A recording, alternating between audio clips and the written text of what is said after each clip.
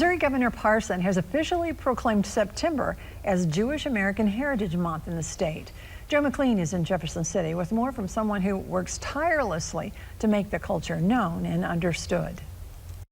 The Jewish holidays Rosh Hashanah, Yom Kippur, and the start of Sukkot all fall in September. But this recognition comes as anti-Semitism is on the rise around the world and here in Missouri, according to the Anti-Defamation League.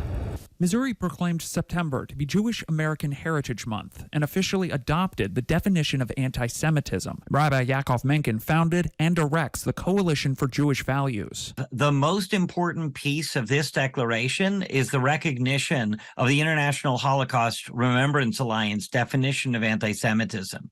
That's critical to us precisely because the most recent facade for anti-Semitism is being masked as if it's a political position and as if it's a legitimate position. Menken said this type of public recognition goes a long way in helping more people understand and empathize with those from different communities. He says the more we understand each other, the less likely we are to fear each other. The recognition of minority communities and the contributions that they have made to America is a nationally recognized method of pushing back against bigotry against all of these communities.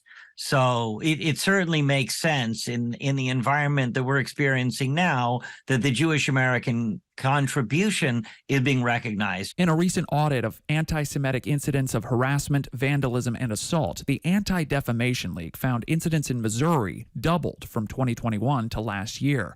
And nationwide, incidents have been rapidly climbing year over year. In Jefferson City, Joe McLean, KY3 News.